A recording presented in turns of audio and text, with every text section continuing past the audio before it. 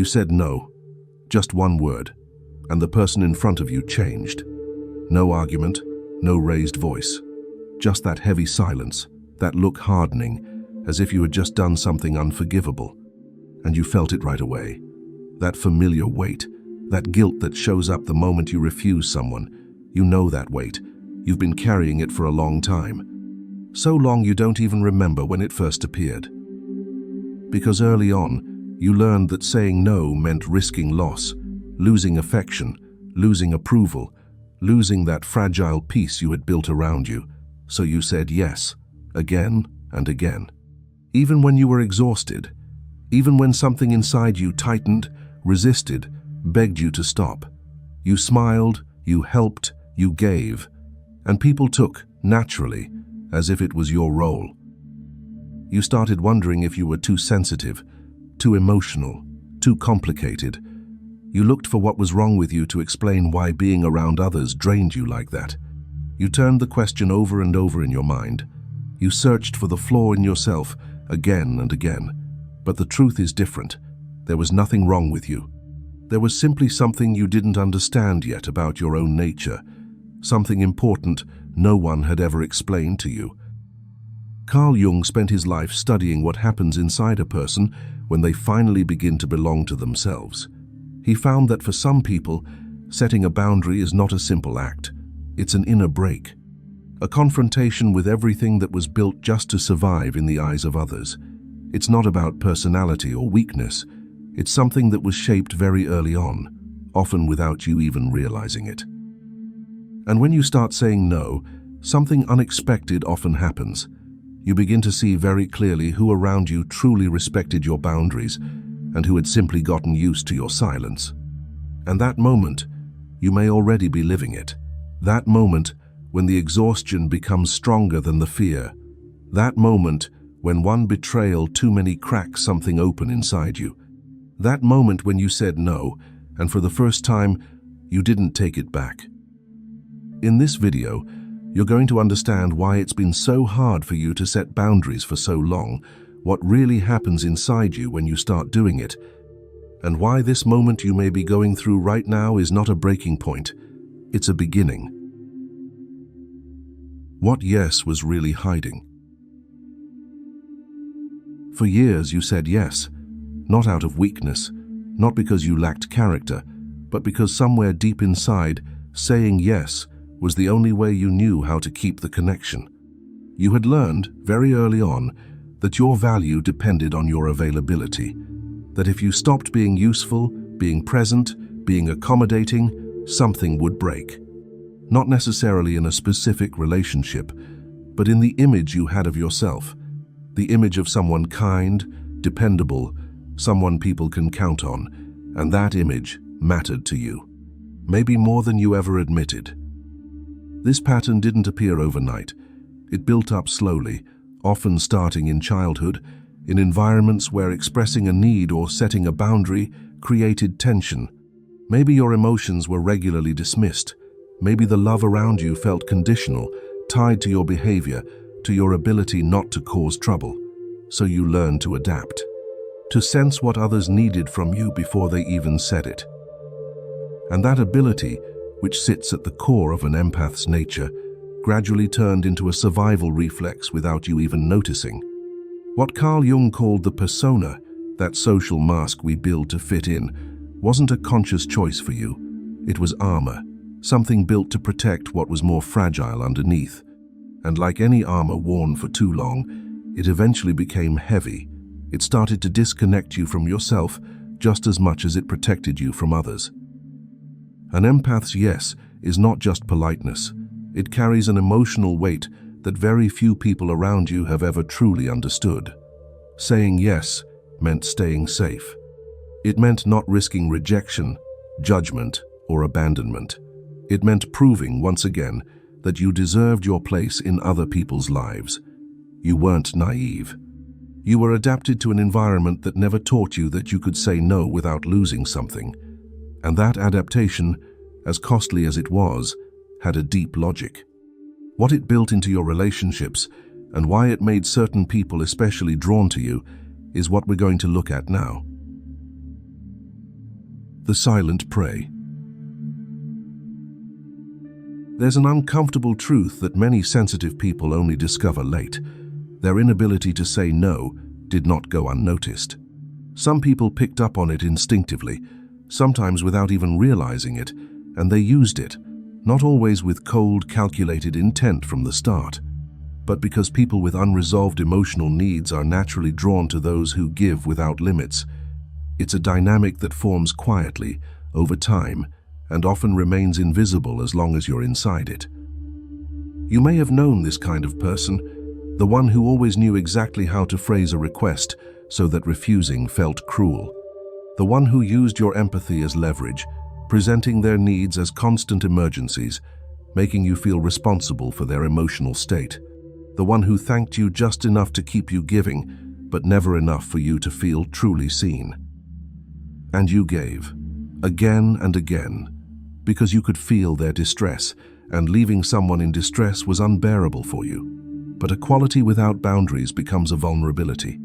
And that vulnerability, some people exploited far longer than you realized at the time. Carl Jung showed that what we haven't resolved within ourselves tends to attract, almost magnetically, the very things that activate it in others. An empath who hasn't learned to protect themselves becomes, without meaning to, a space where other people's wounds find refuge. This is not a flaw in your character. It's the consequence of an inner story that hasn't been fully faced yet. But recognizing this pattern isn't enough to break free from it. Because understanding intellectually why you give too much doesn't change much until something deeper shifts inside you. And that shift doesn't come from a decision, it comes from a rupture. The moment something shuts down. There's usually no conscious decision, no morning where you wake up and decide you're going to change. The no comes differently. It comes after a silent, invisible build-up, like water rising underground until the day it overflows. After one betrayal too many, one request too many, one emptiness too many. It comes when your body, even before your mind, refuses to keep going. When that exhaustion you've ignored for so long suddenly becomes stronger than the guilt, when you realize, without being able to fully explain it, that you have nothing left to give. Not because you've become indifferent, but because you've emptied yourself completely. And that's when something strange happens. You say no, and the world doesn't collapse, but it changes. The people who had grown used to your availability react, sometimes with anger, sometimes with coldness, sometimes by quietly disappearing, as if your usefulness was the only reason they were there. And that reaction, as painful as it is, carries crucial information. It reveals something you might never have seen otherwise. It shows you what some of those relationships were really built on, not mutual care, but an imbalance your silence made possible. An imbalance your constant yes had been maintaining for years. That moment often feels like a loss, like a failure, like proof that you did something wrong, that you hurt people who didn't deserve it. And that thought is especially hard for a sensitive person to face because it directly triggers the guilt that has guided you for so long. You start wondering if you're becoming someone else, someone harder, less generous, less you. But that question, as valid as it feels, is built on a deep confusion between setting a boundary and stopping loving. A confusion many empaths go through at this stage, and one that deserves a closer look. Because what Carl Jung discovered about this exact moment in a person's life sheds light on something most people only understand in hindsight, often years later. What rebuilds in silence? When an empath says no for the first time and doesn't take it back, something subtle but profound begins to shift inside. It's not strength right away. It's not clarity right away. It starts as an inner tremor, a quiet unease that settles in during the hours that follow. That inner voice asking if you did the right thing, if you hurt someone unnecessarily. If you're becoming cold, selfish, indifferent to others, you know that voice. It's especially strong in sensitive people because it's been shaped by years of conditioning. by all those moments when you learned that taking care of yourself came second, that your needs could wait, that keeping harmony around you mattered more than your own inner balance. But underneath that unease, something else begins to form. A new feeling, hard to name at first, something that looks like self-respect, not arrogance, not indifference, but a quiet recognition that your needs, your limits, your inner space deserve to exist just as much as anyone else's, that you don't have to justify saying no to what drains you. That setting a boundary is not an act of hostility, it's an act of honesty. And that honesty, even when it unsettles people, is the only foundation real relationships can stand on. Relationships where you're not there out of fear of leaving, but because you truly choose to be. Carl Jung called this process individuation, that inner movement where a person stops defining themselves through the eyes of others and begins to build from within, becoming, gradually, who they really are instead of who others need them to be. It's not a dramatic awakening. It's not a visible transformation overnight. It's something quieter and far more lasting. It's the moment you stop looking for your worth in other people's approval and start finding it in your own coherence, in the alignment between what you feel and what you do, between what you think and what you say. And once that alignment begins to take shape, it changes the nature of the relationships you attract in a deep way. The solitude many empaths go through at this stage isn't what people usually imagine. It's not an emptiness left by lost relationships. It's the silence that appears when you stop filling every inner space with other people's needs, when you stop translating what you feel into something acceptable, something reassuring for those around you. And in that silence, something unexpected happens.